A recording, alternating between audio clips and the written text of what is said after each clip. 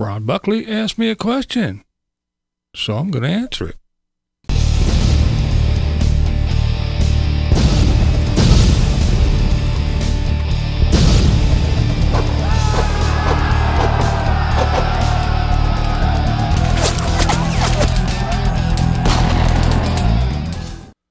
What's up, blind viewers? How's everybody doing? I hope everybody had a nice long weekend and enjoyed the Memorial Day weekend. I was out and about, and I had a colored pencil drawing scheduled to post on Memorial Day. I hope y'all go over and check it out. So yeah, it might be a little late, but I would like to thank everyone who served and is now serving to keep our country safe and doing what they have to do.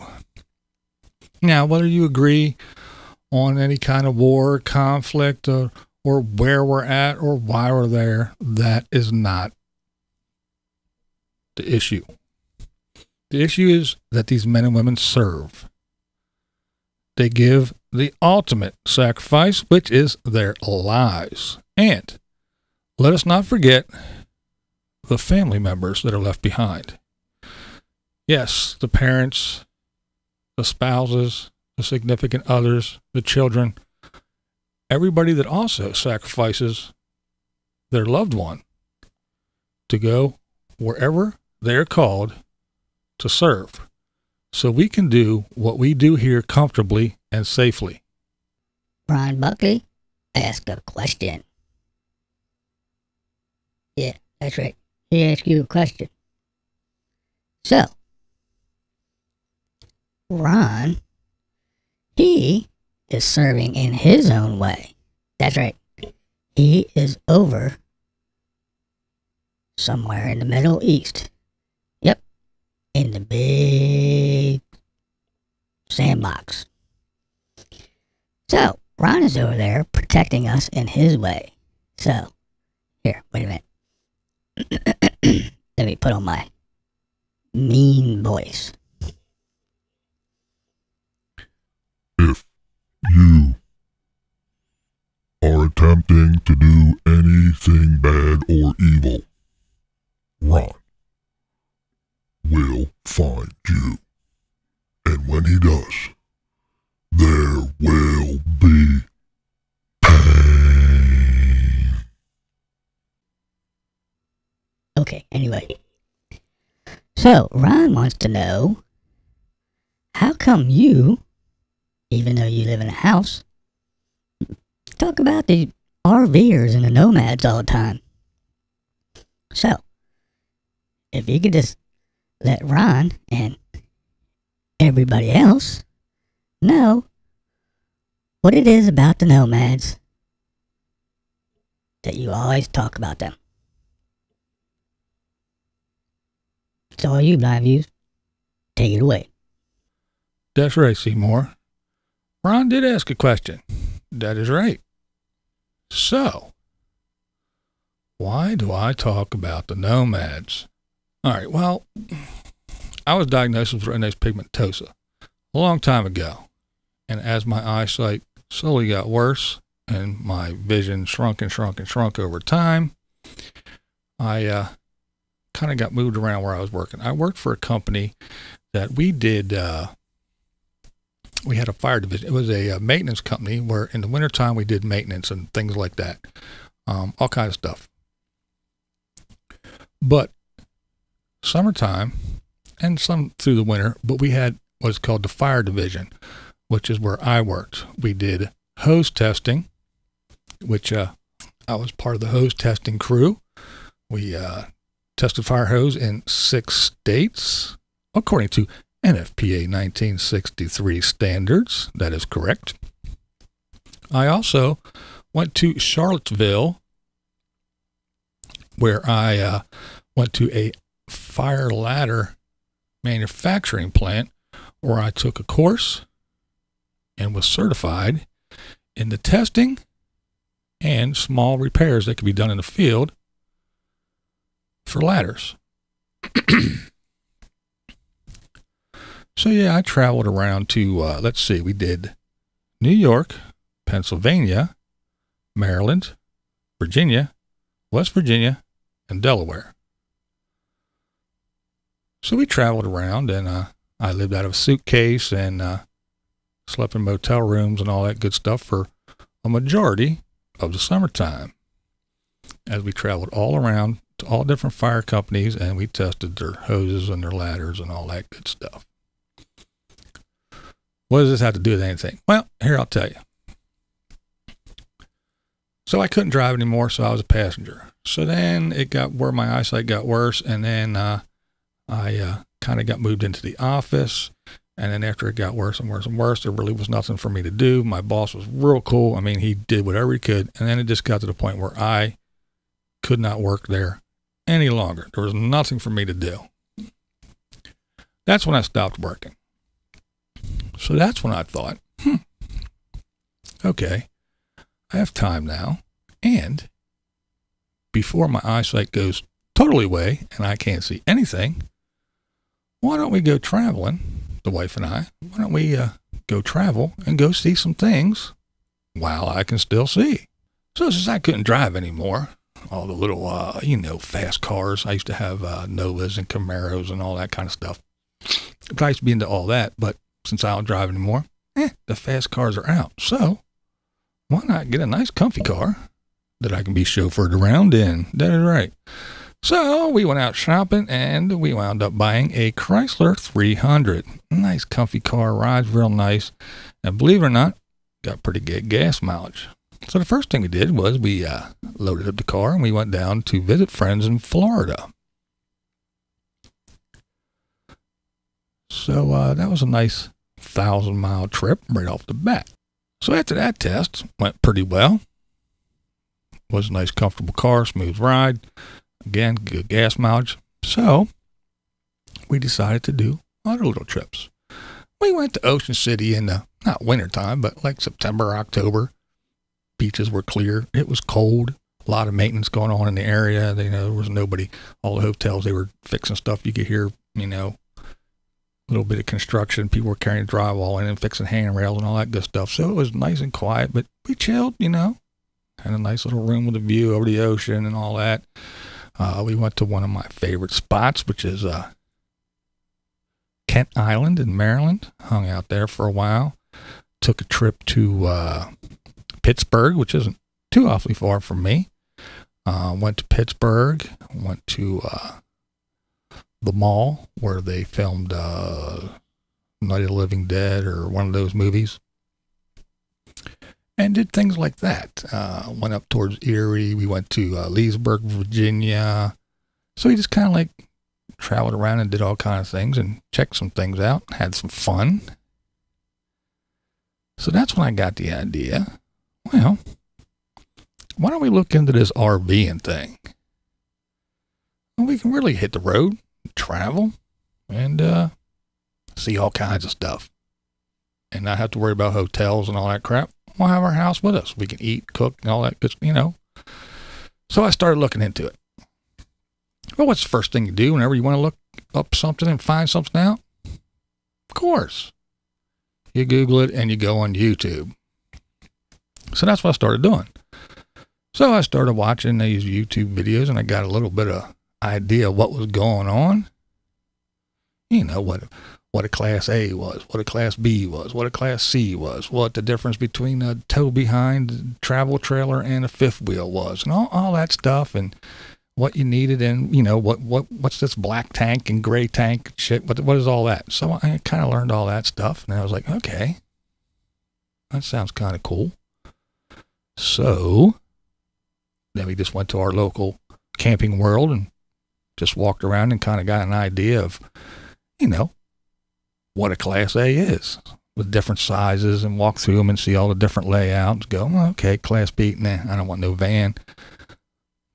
My big 6'1", 230-pound ass, I don't want no van. And there's two of us, me and my wife, crammed in a van. Nah, ain't gonna happen. So then we looked at the Class C's, and again, the different lengths and sizes and the different layouts, and we're like, okay. Then we went to the travel trailers, and these things are kind of, they're okay. Plus you travel, you're pulling these things and they sway and everything. And then you got to worry about all this other stuff. And they seem real flimsy and cheaply built, just my opinion. And you see those two little axles with little wheels that are like little tiny things. I'm like, no, I don't trust them. And then we looked at the fifth wheels, and they're like, some of them were bigger than my first apartment that I lived in. But, yeah, now you got to go spend $70,000 on a truck that can pull this big monstrous thing. So I'm like, what, 30, 40, 50 grand for a trailer and 60, 70 grand for a damn truck? No, I can go buy a house for that. Same thing with some of these Class A's, even the smaller ones, like the 30-foot ones, not the real long one, but 30 and 26-footers, they got little ones. Yeah. If I'm going to spend $120,000 or $130,000 on something, guess what it's going to be? A house. I could probably find one for that or even cheaper around here. Class C, some of them were the same way, if they're all decked out with everything you want. But anyway, we just got an idea of the layouts and the prices and all that other stuff for new. So then you come back home, and what happens? Start watching more videos. What's this? What's that? How's this do? Now I got an idea from before watching YouTube, and then I got an idea because I was there and I actually saw what these things are and how they work and all that other stuff. And you got the salesman, blah, blah, blah, blah, blah. This has this and this has that, and it's all ready for this. And you can go outside and look, open up this door, there's a TV. Oh, look over this door, there's this outdoor sink. And so they show you everything and they give you the speech, but I was still learning. So then I started watching the RV videos. And of course, when you start watching RV videos, at first I was watching people like the RV geeks, the two dudes that they do a lot of stuff. They show you how, this is how you do this. Empty your black tank first, and then empty your gray tank, because your gray tank washes out the black tank stuff, and and then put your hose in here and flush this out, and they show you all the little gadgets and gizmos, and this is where your hot water heater is, and this is how it works, and when it takes a shit, this is how you fix it, and all that stuff. This is how you replace your awning, and this. So they showed you all that stuff. So I was watching a lot of them, saying, okay, how do you get to know how things work? Watch these guys fix shit when it blows up. And then, let's see, I was watching Technomadia a lot, because they were all about all the electrical stuff and the gizmos and the gadgets, like the Wi-Fi extenders, the hotspots, how you get, internet and stay connected constantly, and the solar systems and the batteries and the difference between the batteries and the battery banks and this and that and how you do this and all that stuff. So they were into all that. So I was watching a lot of them. And then, of course, the Nomadic Fanatics and Goofball Mikey and then Caravan Carolyn and the crew and Aja and all them, they start rolling in, and you start, because once you start watching shit, YouTube's like, watch this, watch this, watch this. So I started watching all these people to see, people that are actually out there doing it and doing it full time. I started watching Less Junk, More Journey, The Freedom Theory. All kinds of stuff. I just started watching them all and going, okay. So we have, a single older lady that lives in a van. We have Nomadic Fanatic, the single guy who lives in the Class C. We have Josh and Kaylee, a couple that have a fifth wheel. Let's see, we had Less Junk, More Journey, who had a big Class A, and then they got the Airstream. So they went through different things, and it was like, okay. But yeah, I was watching all kinds of people and seeing how they lived and all this, and ones that did the 1,000 Trails memberships and stayed in parks, and the ones that went out and boondocked and needed solar and generators and this and that and everything, and got to go dump every so often because they're out there just doing it and taking the bird bath showers and all that crap. So I was just watching it all, and then you kind of get sucked in. It was like, okay, these people are kind of cool. These people are kind of doing it. These people, I don't even believe that they're actual full-time RVers. I think they're just doing the YouTube thing and doing the glitz and glam. I think they live in a condo on the beach and they go out on the weekend and go, we live full-time. Send us money. And then you see other people that are out and they're running around and they're living in Walmart parking lots, and they drive to the next Walmart parking lot and then they park in a camp for a day, and then they go to the next Walmart parking lot and they're dumping their oil in the parking lot and they're dumping their shitter in the damn desert or in a field somewhere and all that. So it's like, okay, now I see. It's like everything else. There's a wide variety of people. You got your people that do it, people that want you to pay for it, people that do it half-assed, the lazy people, the shitty people, the nice people, the rich people, the poor people. It's everything. But that's why I started watching. That's why I got interested. And that's why I comment on the RVers and the nomads. I found it interesting. I find it fascinating. I find it disturbing. And then I look at the things, the impacts of what it has on different things, like the Walmarts, how people take advantage. Hey, we can park in the Walmart. Okay, let's park in the Walmart. Everybody. It looks like a damn RV park in there. Everybody parks, they're putting down their jacks, they're putting out their awnings, they're getting their grills out, and they're making home in Walmart parking lots. No, not everybody does it, but hey. So that's the kind of thing I was like, hey, what are these people doing? And the other ones that plunk their ass in the desert somewhere, and that's where they stay.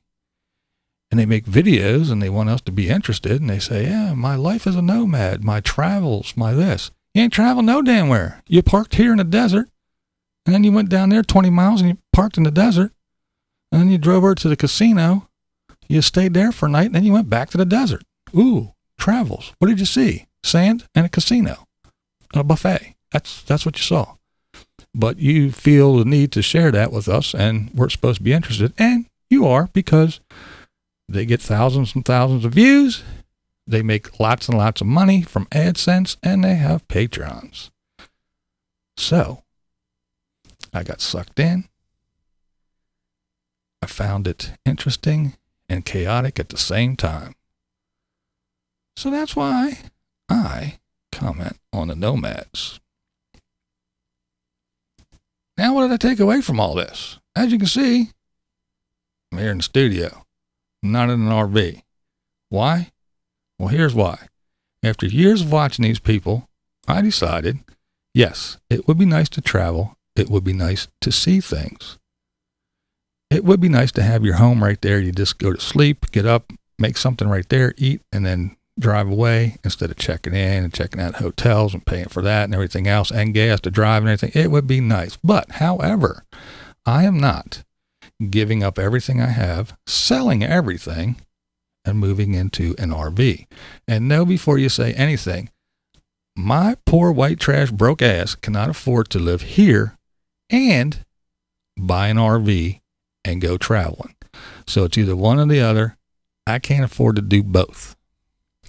So I chose the comforts of home.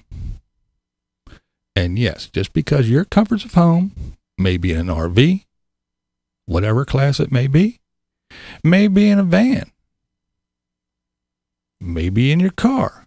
If that's your comforts of home, tip of the hat to you. I applaud you. You're doing what you want to do, where you want to do it. For me, my comforts of home are here. When I annoy my wife, she can go to a different room, even a different floor in the building, and get away from me. Vice versa. When I get dirty and sweaty and tired, I can go take a shower, a hot shower, for as long as I want or as short as I want. I can go buy toilet paper in bulk at Costco, enough to last me a month, and have a place to put it. I can flush my toilet as often as I would like. I don't have to worry about running a generator to run the air conditioner to cool down. That's just me, and this is my comfort of home. So I guess if I want to travel and go see, I guess I have to load up the car and get a hotel room. But for you guys that are RVing and living the dream, good for you. I applaud you, especially the ones that are paying their own way. As for you, they got your hand out and think you're special because you share your adventures by pointing a camera at your face all day and saying, give me money. That ain't living to me.